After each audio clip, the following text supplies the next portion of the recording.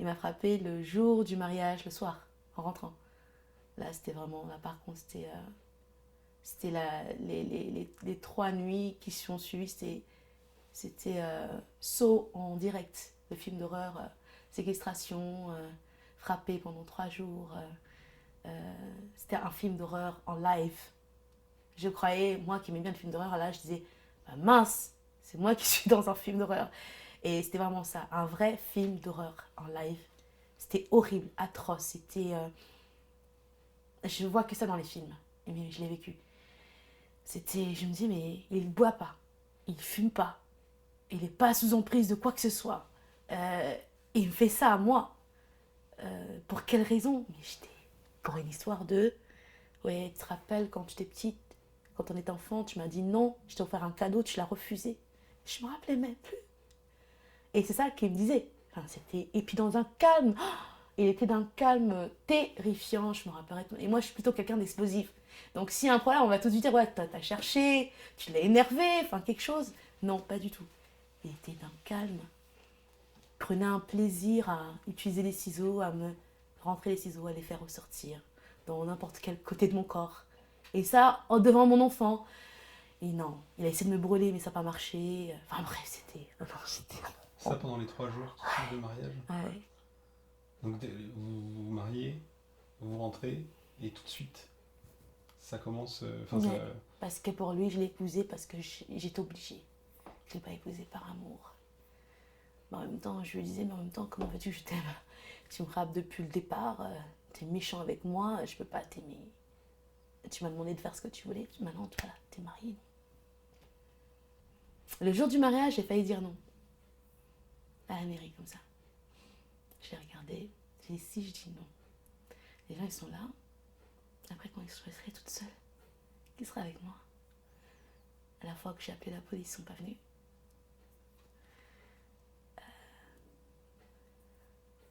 Une fois, j'ai appelé, ils m'ont dit, bah, virez de chez vous.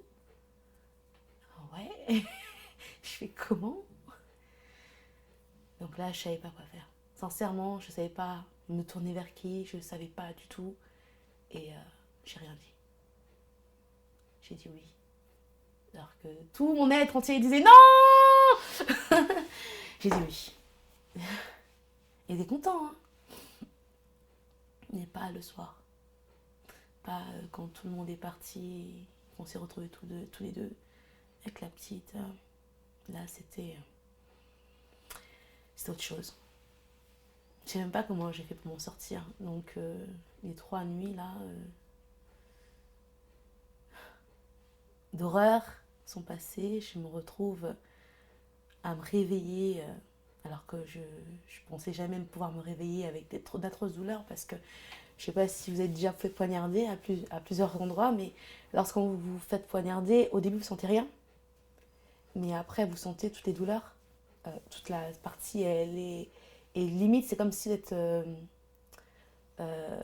handicapé quoi, vous pouvez plus bouger, enfin ça fait hyper mal, comme si là où on vous a poignardé, c'est une zone que vous pouvez même plus bouger.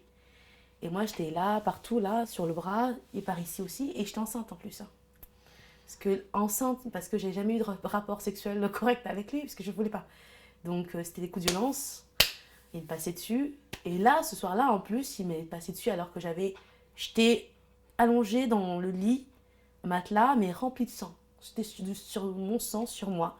C'était vraiment une scène qu'on voit qu'en cinéma, dans un film d'horreur ou franchement de torture, c'était pas possible. Sans ça, si j'avais franchement, je pensais jamais que je pouvais vivre moi ça. Et ma fille, elle dormait, il l'avait mis par terre sur un matelas alors qu'elle avait sa chambre, elle avait son lit. Il ne voulait jamais qu'elle dorme ailleurs qu'avec nous, qu'elle voie tout par terre. Tout ça parce que c'était mon enfant et c'était pas le sien. Et je sais pas, pour me faire souffrir encore plus certainement. Il avait compris que maman, enfant, je te fais souffrir à travers ta fille. Ah, mais il n'a jamais frappé mon enfant. Jamais. À part une seule fois, il lui a donné une gifle. Et c'était la nuit où il m'a poignardé vraiment et que j'étais vraiment... Et cette nuit-là, je sais pas, le matin, je sais pas quelle force j'ai eu. Lui, il dormait tranquille. Je me suis dit, mais comment il peut dormir tranquille? J'avais des douleurs dans tout le corps. Je ne savais même pas comment faire pour me lever. Mais je n'ai pas la force, je l'ai eu où? Mais je l'ai eu. Je me suis levée, j'ai pris mon enfant. J'ai ouvert la porte. J'ai dit, mince, il a pris les clés. Je ne sais pas où il les a mis, les clés de la maison. J'ai fouillé, fouillé, fouillé, sans faire de bruit. Il ronflait. Peut-être que l'activité de la nuit était tellement intense pour lui que, je sais pas, il a dormi. J'ai trouvé les clés. J'ai tout laissé chez moi. J'ai pris mon enfant, j'ai mis un manteau. Je me suis habillée, ce que je trouvais vite rapide. À ce moment-là, on ne calcule pas ce qu'il y a, on prend ce qui vient et tout. Et j'ai pris mes lunettes de soleil parce que j'avais plus de visage. De toute façon, je ressemblais plus à rien. Euh, je suis partie à l'école de ma fille. Je suis arrivée devant la directrice m'a vue. J'ai éclaté en sanglots. Elle m'avait jamais vue comme ça. Elle me dit, je savais bien qu'il se passait quelque chose, madame. Je savais bien, je vous connais, vous êtes toujours joyeuse. Et puis ça fait un moment que je ne vois plus joyeuse et tout. Puis votre fille est toujours nickel, mais c'est la princesse. Et puis, non, et puis elle commence à pleurer avec moi. Et puis elle fait, mais on va faire comment? Puis elle appelle un truc, un numéro et tout. Un petit quevilly, il y avait un centre aussi, je sais plus quoi. Je suis partie là-bas.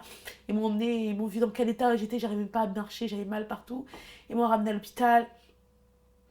À l'hôpital, je me suis écroulée. Je me suis endormie pendant je sais pas combien de jours, je crois. J'ai fait un. Je sais pas, ils appellent ça comment. C'est pas vraiment un coma, mais c'est comme si c'était dans le coma. Enfin. Donc on est à l'hôpital. Ma fille aussi était à l'hôpital, mais elle avait rien.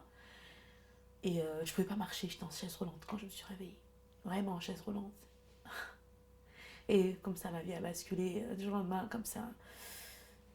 Et là, on m'a dit, bah, de toute façon, vous êtes obligé de porter plainte, là, madame Mondial. Je dis, bah oui, j'espère que là, on va considérer ce que je dis, parce qu'au téléphone, quand on appelle,